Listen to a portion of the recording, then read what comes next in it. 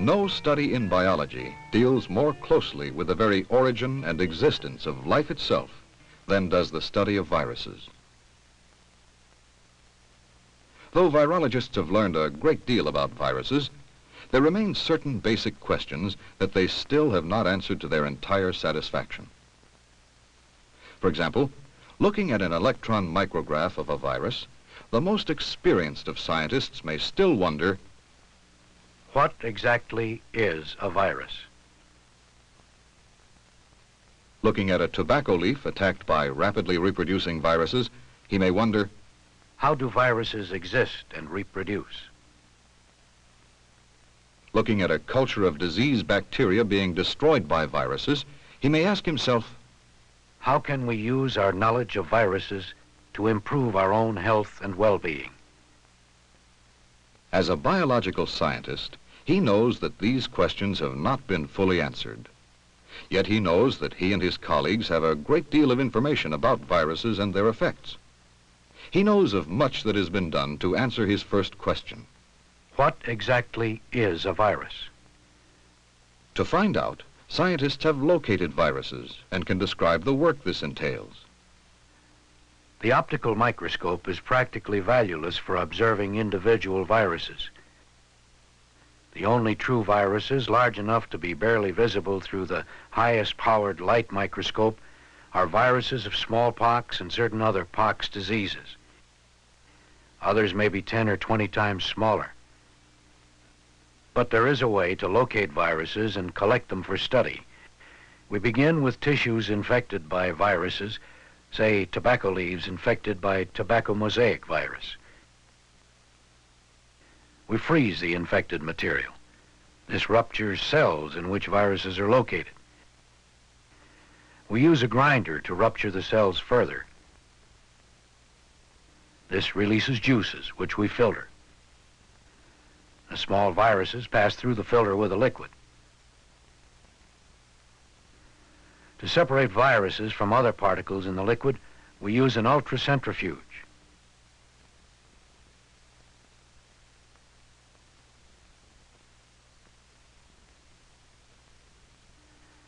After an hour or so of spinning at 20,000 revolutions per minute, we have a sediment made up of everything as large as or larger than a virus.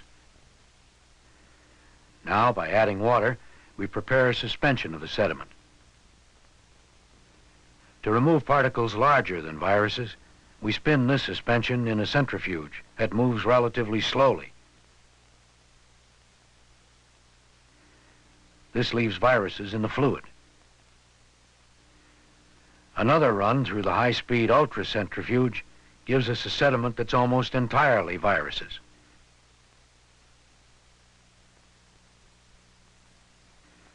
To be sure viruses are there, we can examine the sediment with an electron microscope. The picture shows viruses. Each of these bodies is not a single virus, but a crystal made up of many small viruses. A number of viruses tend to form crystals in this way. A researcher knows that various viruses have different shapes. Some are shaped like cubes, or like compound cubes. Others like helixes, spirals. Still others are constructed according to complex geometric ratios. Viruses outside a living host are apparently lifeless bodies, simple or complex in structure.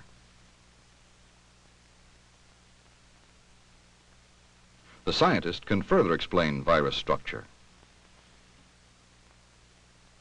The simplest viruses have just two parts, an outer coat of proteins and a core of genes, either DNA or RNA, never both.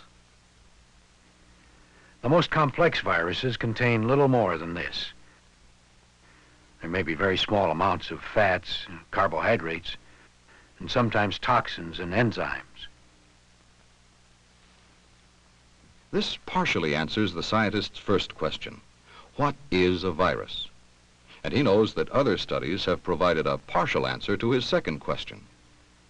How do viruses exist and reproduce?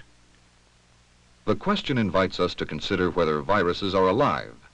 For though we've seen that viruses outside living cells are apparently lifeless, yet the same viruses inside the cells of a living host reproduce and spread. So viruses may be said to be living or non-living, depending on the point of view. A scientist can describe how he learns about virus activity. We may introduce certain viruses into the cells of living plants, such as the maize plant. Viruses that affect animals, such as the ferret, may be grown in living specimens. However, it's often impractical to keep animals in the lab, so we grow animal viruses in embryos or in living tissues removed from developing chicken eggs or from animals. These tissue cultures are kept alive in the lab. Working with them, we've learned that particular viruses tend to grow best in certain kinds of host cells, not in others. Some viruses, animal viruses, grow best in cells of only certain animals. Other viruses, plant viruses, grow best in only certain plant cells. Still other viruses, known as bacteriophages, successfully infect only particular species of bacteria. The action of bacteriophages can be used to demonstrate reproduction in a virus. A model of a cell may be used to illustrate the reproductive cycle. The virus attaches itself to the host cell and injects its genetic material. Other viruses may enter differently, but the results are similar. Once inside, the genetic material behaves like part of the cell. Virus genes join with the cell's genes. Once they have joined, they redirect the cell so it no longer produces new cells like itself. Instead, it produces viruses. Finally, the cell bursts, and the viruses are freed, perhaps to infect other cells.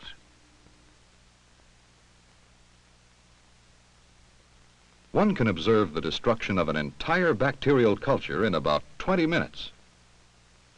A microscopic representation shows what is happening.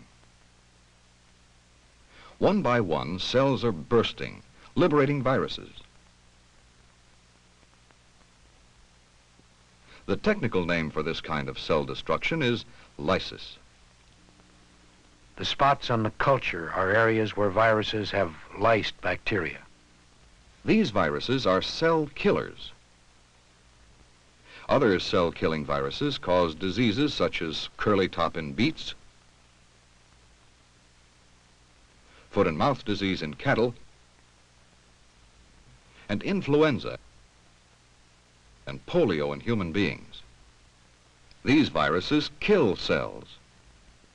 However, researchers know of viruses that are not cell killers. Some cause the cells they infect to grow and reproduce very rapidly. In a living animal or plant, this kind of growth may result in tumors. And though no cells are destroyed, the host organism may die.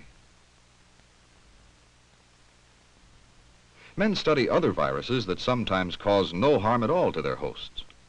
A scientist can describe such a situation. We can raise a mouse that has leukemia viruses in its cells. Yet, examination of the animal's blood reveals no sign of leukemia. We believe the viruses are hidden in the cells. We believe they live and reproduce along with the cells without harming the animal. This state of affairs, known as latency, may go on for years and for generations. However, exposing such a mouse to X-rays or radiation may change the relationship between virus and cell.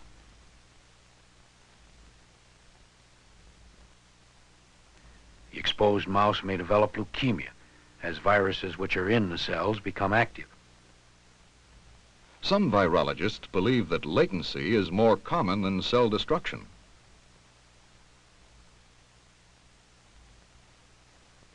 Such men have discovered instances in which viruses actually benefit their hosts. A scientist can describe such a case. We prepare a culture of bacteria that have the ability to swim. Into this culture, we inject a virus.